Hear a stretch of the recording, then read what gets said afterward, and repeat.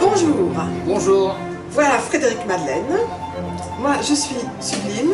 Nous sommes tous les deux membres du comité de soutien à la famille Véron à Tokyo et aussi des soutiens de l'association Tous Unis pour Tiffaine Véron, cette jeune femme qui a disparu à Nikko voici 2 ans et que sa famille et la police continuent à chercher et que nous soutenons dans leurs recherches. Aujourd'hui nous sommes le 6 janvier, c'est l'Épiphanie, c'est aussi la Saint-Tiphaine et Frédéric qui est pâtissier, nous sommes dans sa cuisine à la pâtisserie Le Pommier à Tokyo, va réaliser une galette des rois dédiée à Tiphaine.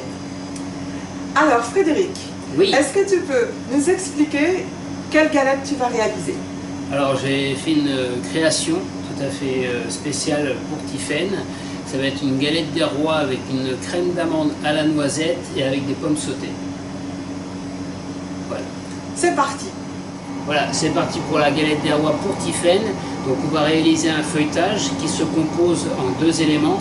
Alors c'est un feuilletage qu'on appelle inversé, c'est-à-dire que la partie beurrée est à l'extérieur de la détrempe.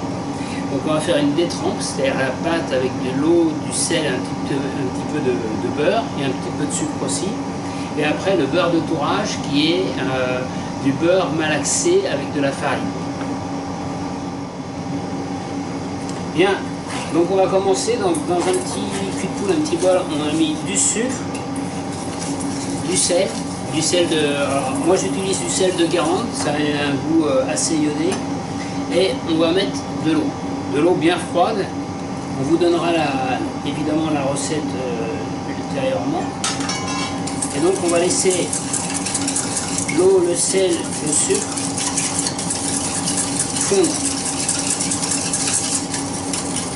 Délier tout ça. Ensuite on va prendre de la farine. Alors,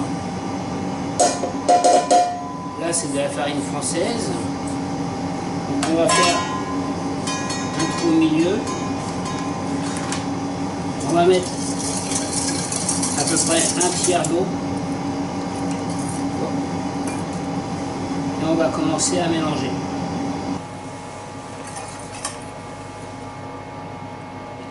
Donc on rajoute de l'eau petit à petit.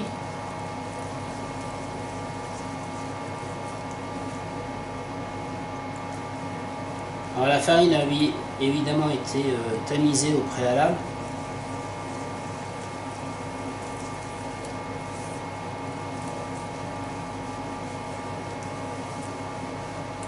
Et on remet petit à petit la farine au centre.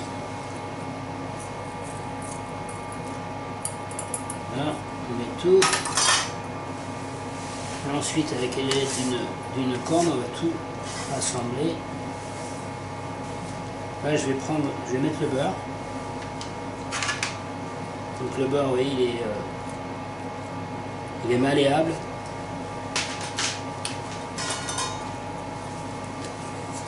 Alors, en fait, la pâte, il faut la travailler sans lui donner de corde d'élasticité. Il faut qu'elle soit mélangée.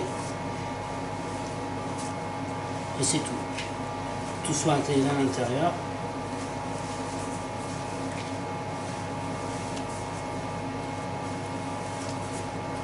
Ensuite, cette pâte-là, on va la mettre dans un film et on va la laisser reposer. Alors, il est important que normalement, une pâte feuilletée, cette détrempe, elle doit reposer logiquement 4-5 heures minimum. Contrairement à une pâte sucrée, une pâte sucrée a beaucoup de beurre, donc il y a beaucoup moins d'élasticité. Petit à petit, on ramène tout dedans.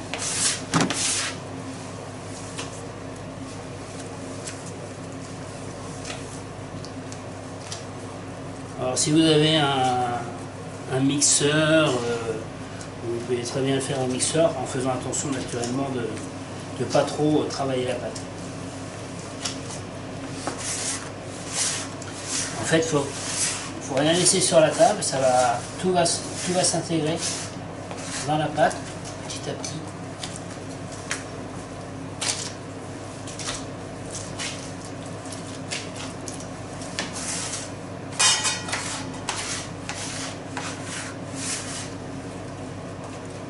Et une fois que tout est intégré dedans, on va arrêter de travailler la pâte. On va former une boule en ramenant à l'intérieur. Voilà.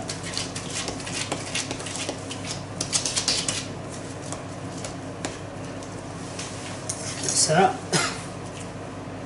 on va couper. Tout à l'heure, vous verrez, pour l'étaler, ce sera beaucoup plus facile. Ça, donc, on va le mettre dans un film et laisser reposer au frigo.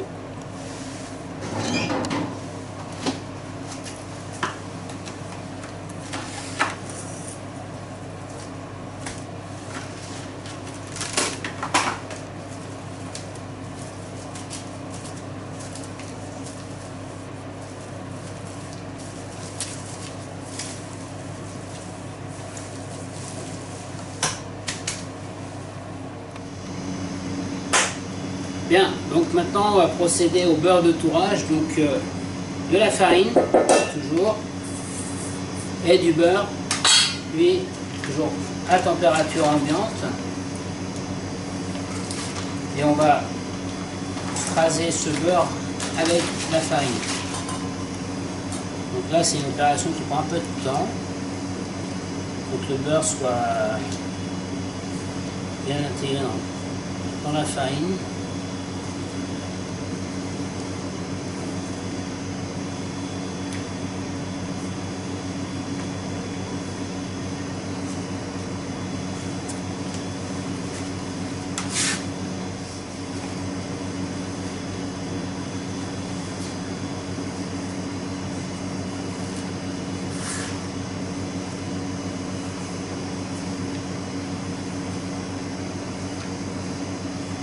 Il faut faire cette opération assez rapidement parce qu'il ne faut pas trop ramollir le beurre avec la température des mains. L'idéal c'est aussi de travailler dans une pièce